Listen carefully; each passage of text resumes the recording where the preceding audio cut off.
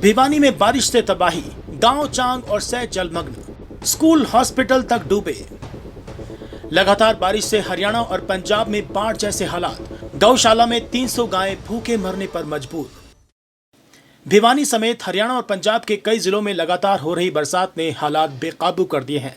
गांवों में गलियां, स्कूल और अस्पताल पानी में डूब गए हैं। चांग और सै गांव सबसे ज्यादा प्रभावित हैं, जहां जलभराव ने लोगों की रोजमर्रा की जिंदगी को ठप कर दिया है। गांव चांग व सै में जलभराव का जायजा लेने क्लिक इंडिया न्यूज के रिपोर्टर प्रदीप बेरवाल पानी से गुजरते हुए पहुंचे और लोगों का दर्द करीब से जाना। गांव चांग की लगभग 80% गलियां 2 से 3 फुट तक पानी में डूब गई हैं। यहां का कन्या स्कूल और प्राथमिक स्वास्थ्य केंद्र पूरी तरह से जलभराव से प्रभावित है। मरीजों और छात्रों को पहुंचने में बड़ी मुश्किलों का सामना करना पड़ रहा है। गांव सै में हालात और भी गंभीर हैं। राजकीय कन्या स्कूल में पानी भर गया है। वहीं गौशाला में पानी घुस जाने से चारा और गेहूं खराब हो गया है। नतीजतन करीब 300 गायें भूखे मरने को मजबूर हैं। गौशाला तक पहुंचने वाली सड़क पर करीब 6 फुट पानी जमा है। भिवानी के डीसी साहिल गुप्ता और एसपी सुमित कुमार ने मौके पर पहुंचकर हालात का जायजा लिया और सरपंच को हर संभव मदद देने का भरोसा दिलाया। इसके अलावा प्रेमनगर, धनाना, तिगड़ाना, बीरन, जाटू, लोहारी, केलंगा, बडेसरा, ढाणी चांग और बवानी खेड़ा शहर में भी जलभराव से बाढ़ जैसे हालात बने हुए हैं। डीसी ने अधिकारियों और कर्मचारियों को अलर्ट मोड पर रखा है और जल निकासी कार्य में तेजी लाने के निर्देश दिए हैं। ऐसे हालात में सबसे बड़ी जरूरत है प्रशासन की त्वरित कार्रवाई और जनता की सतर्कता। अगर आप इन इलाकों में हैं तो सतर्क रहें और बच्चों और बुजुर्गों को पानी भरे क्षेत्रों से दूर रखें। आप भी इस खबर पर अपनी राय हमें कमेंट करके जरूर बताइएगा। ऐसे ही ग्राउंड रिपोर्ट्स देखने के लिए जुड़े रहिए क्लिक इंडिया न्यूज के साथ। भिवानी में बारिश से तबाही, गांव चांग और सै जलमग्न, स्कूल हॉस्पिटल तक डूबे। लगातार बारिश से हरियाणा और पंजाब में बाढ़ जैसे हालात, गौशाला में 300 गायें भूखे मरने पर मजबूर। भिवानी समेत हरियाणा और पंजाब के कई जिलों में लगातार हो रही बरसात ने हालात बेकाबू कर दिए हैं।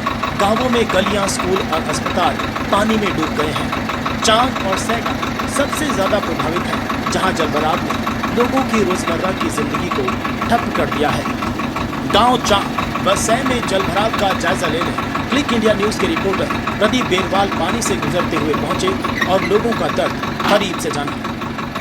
गांव चांग की लगभग 80% गलियां 2 से 3 फुट तक पानी में डूब गई हैं। यहां का कन्या स्कूल और प्राथमिक स्वास्थ्य केंद्र पूरी तरह से जलभराव से प्रभावित है। मरीजों और छात्रों को पहुंचने में बड़ी मुश्किलों का सामना करना पड़ रहा है। गांव सै में हालात और भी गंभीर है। राजकीय कन्या स्कूल में पानी भर गया है।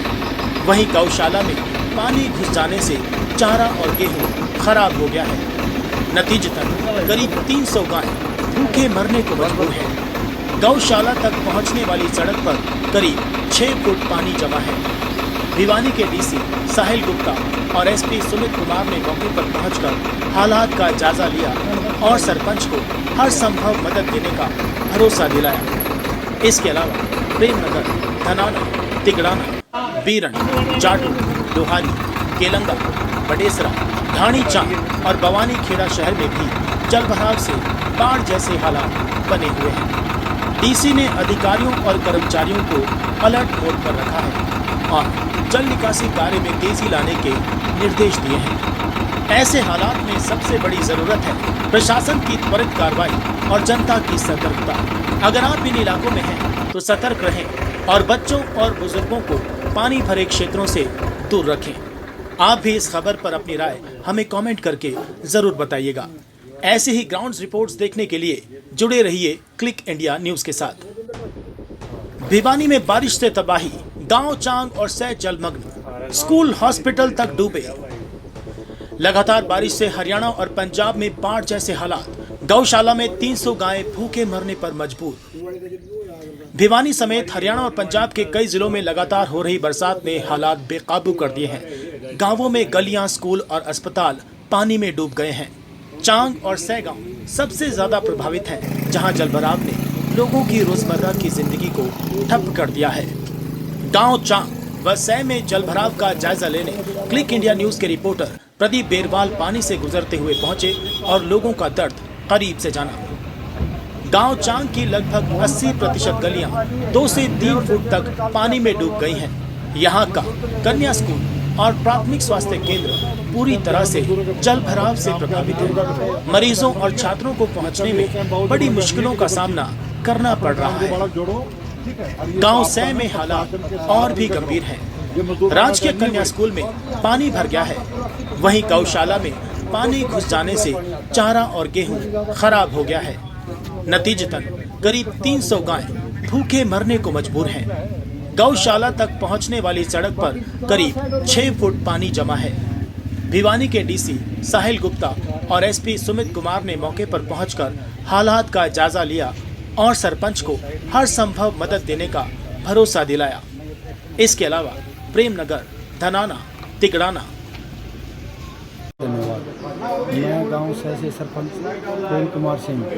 मेरे गांव में 80% पानी गौशाला साइड में आता है और 200-250 किलो का पानी आता है। यहाँ पर पूरी गौशाला, स्कूल और सारी अर्थव्यवस्था बिल्कुल ख़राब है।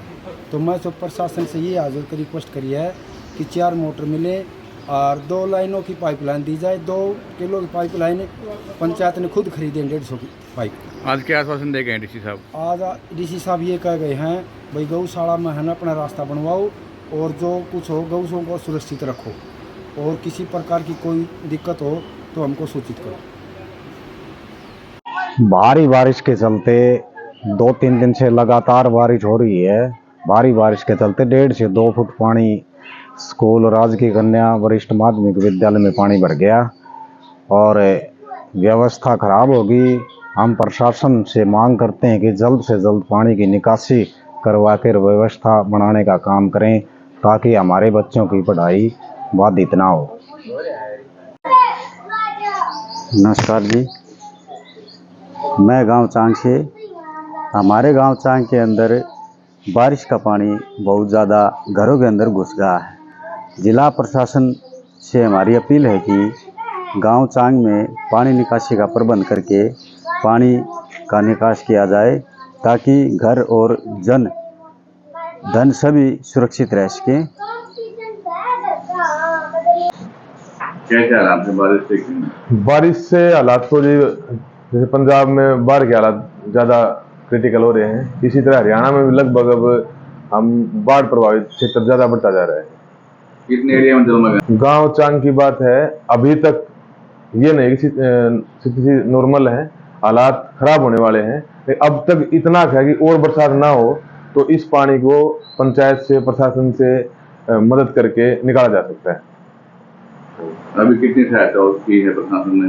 प्रशासन ने 3 जगह पंप लगा रखे हैं, अपने मीटर लगा रखे हैं। वहाँ उनके जो कर्मचारी वो भी काम कर रहे हैं, पंचायत के जो कर्मचारी वो साथ मिलकर काम करवा रहे हैं।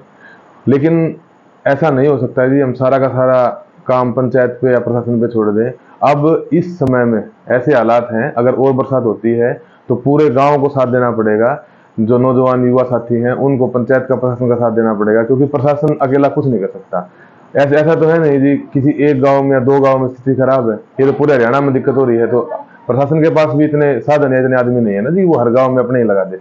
अब घर हमारे डूब रहे हैं, परेशानी हमें हो रही है, तो गांव को अपने स्तर पे अपने साधन भी प्रयोग करने पड़ेंगे और साथ में पंचायत का और प्रशासन का भी पूरा सहयोग रहेगा, तब जाके ये हालात सामान्य कर पाएंगे।